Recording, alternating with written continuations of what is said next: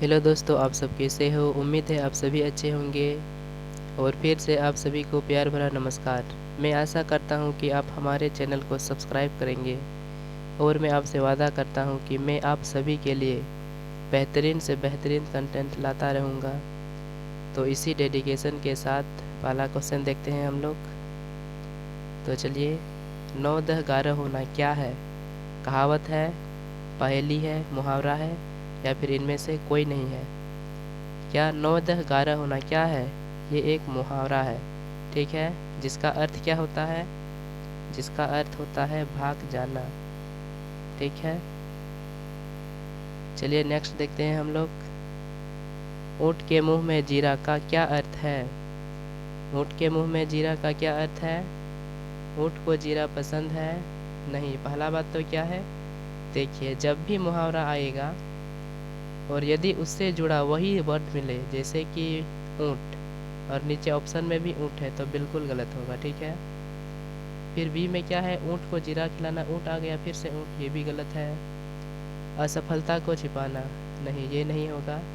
ज़रूरत से बहुत कम, हाँ, ज़रूरत से बहुत कम, यही आंसर होगा, ठीक है। नेक्स्ट देखते हैं दोस्तों हम लोग। सांप भी मरे और लाठी भी न टूटे का क्या अर्थ है? इसका क्या अर्थ है? सांप को मारने से लाठी नहीं टूटती, बिल्कुल ये भी गलत। सांप सांप गलत, यहाँ भी सांप गलत। बिना नुकसान के काम पूरा होना, हाँ, क्या? बिना नुकसान के काम पूरा होना, ठीक है। नेक्स्ट देखते हैं हम लोग। कौन इनमें क्या है? कौन सा वाक्य, यहाँ क्या होना चाहिए था, कौन सा वाक्य सही है? चलिए, उतना होता है मिस प्रिंट। कौन सा वाक्य सही है? मुहावरा वाक्य में सरसता और प्रभाव उत्पन्न करते हैं, बिल्कुल सही, ये सही है। मुहावरा वाक्य में आकर्षण और तीखापन करता है, बिल्कुल। मुहावरा वाक्य में विलक्षणता और प्रभाव उत्पन्न करता है, ये भी सही। यानी तीनों क्या है, तीनों सही है, ठीक है। नेक्स्ट देखते हैं हम लोग।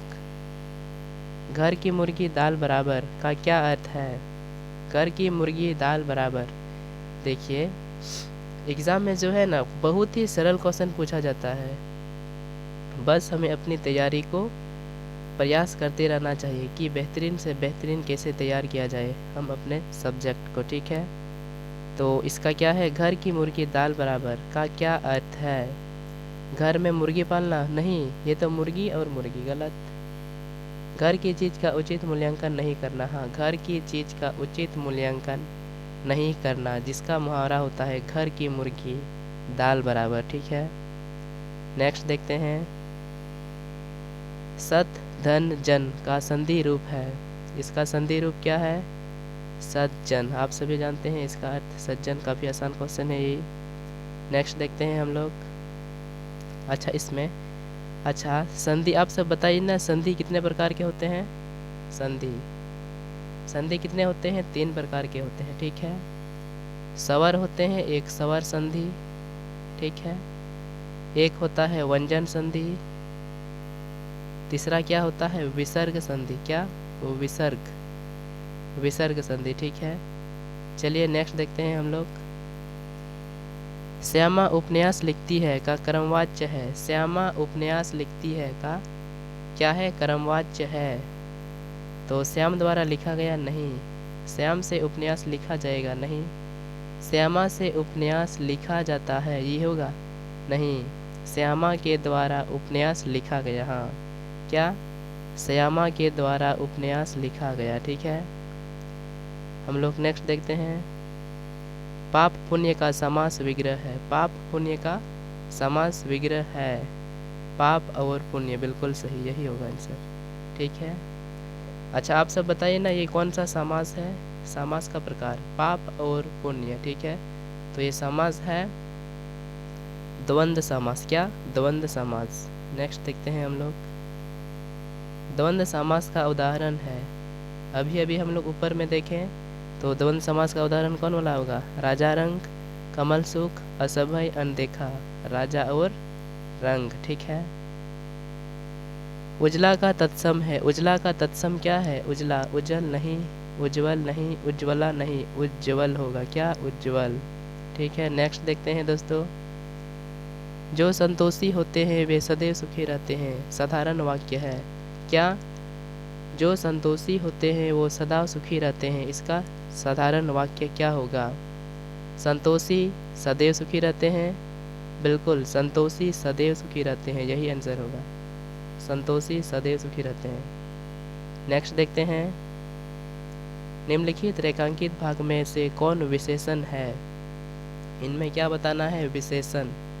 ठीक है। ताजमहल बहुत पुरानी है, उसकी कमीज फटी है, वह लड़का ईमानदार है, वह गुब्बारा काला है। इसमें तो काफ़ी मुश्किल लग रहा है। काला भी विशेषण, ईमानदार भी विशेषण, फटी भी क्या है? विशेषण है। पुरानी क्या है? विशेषण है। तो देखिए इसमें जो है विशेषण अकॉर्डिंग टू क्वेश्चन के जरिए बताना होगा। ठीक है, तो देखते हैं। यहाँ पर देखिए विशेषण होता क्या है? विशेषण जो शब्द संज्ञा और सर्वनाम से पहले लगता है उसे क्या कहते हैं? विशेषण। देखिए इमारत के पहले क्या है? विशेषण, यानी यही क्या होगा? विशेषण यही है। देखिए संज्ञा के पहले यहाँ विशेषण है नहीं, तो ये तो नहीं होगा यहाँ ऑप्शन के अकॉर्डिंग, ये भी नहीं होगा। ठीक है, नेक्स्ट देखते हैं।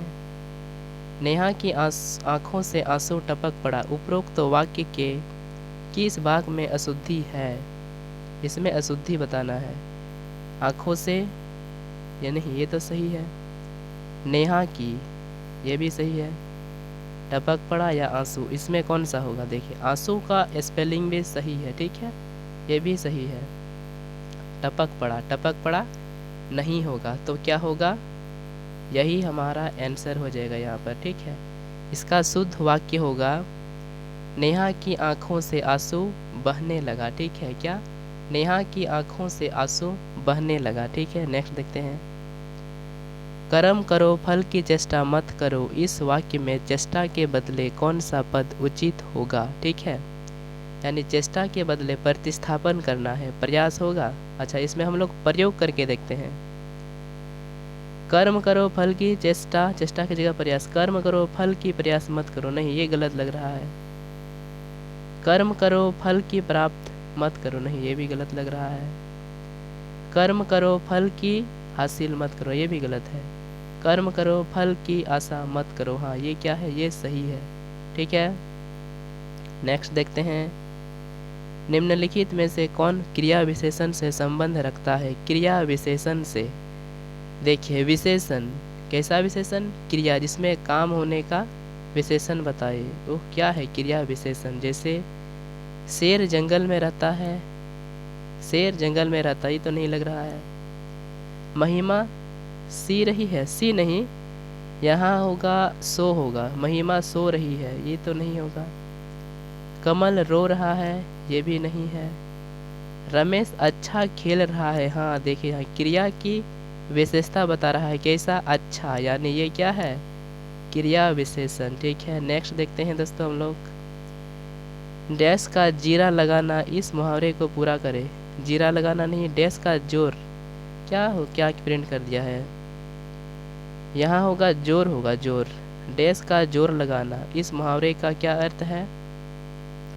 आमने सामने का जोर लगाना नहीं, जोर का जीर लगाना नहीं, एड़ी चोटी का जोर लगाना, हाँ बिल्कुल सही। क्या होगा?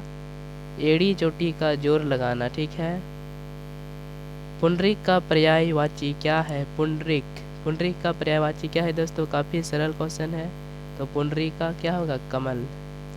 अच्छा, पुंडरीक का आप सब बताइए ना, और क्या क्या होगा? इसका पर्यायवाची होगा राजीव, क्या? राजीव होगा, पंकज होगा। ठीक है, और क्या होगा? अरविंद होगा। क्या दोस्तों? अरविंद होगा। और क्या होगा? सरोज होगा। क्या? सरोज। और क्या होगा? तामरस होगा। क्या? तामरस। ठीक है, और जब भी आएगा फिर से हम लोग देखेंगे, इसका पोस्टमास्टम अच्छा से करेंगे। निम्नलिखित में से इच्छा का सही पर्यायवाची छांटिए। इच्छा का सही पर्यायवाची, इच्छा का क्या होता है? कामना, हाँ होता है भावना, नहीं ये गलत। ये तो सही है लेकिन ये गलत है, ये भी नहीं होगा। पराभव परिजन, नहीं ये तो बिल्कुल नहीं होगा। कामना अभिलाषा, हाँ क्या होगा, इच्छा का पर्यायवाची क्या है, कामना और अभिलाषा, ठीक है। भावना और चाह, भावना नहीं, इच्छा का नहीं होगा, ये गलत है, ये सही है। नेक्स्ट देखते हैं हम लोग, साधु का बहुवचन क्या होगा, साधु का बहुवचन, साधुओं। चलिए ये तो काफ़ी मुश्किल क्वेश्चन, मैं इसे मुश्किल कैटेगरी में रखूँगा, ठीक है। तो साधु का साधुओं होगा, हाँ बिल्कुल होगा, साधु का साधुओं। साधनी तो बिल्कुल नहीं होगा, साध्वी तो नहीं, नहीं दोस्तों, साधुओं जो होगा ना इसका बिल्कुल नहीं होगा, यही तो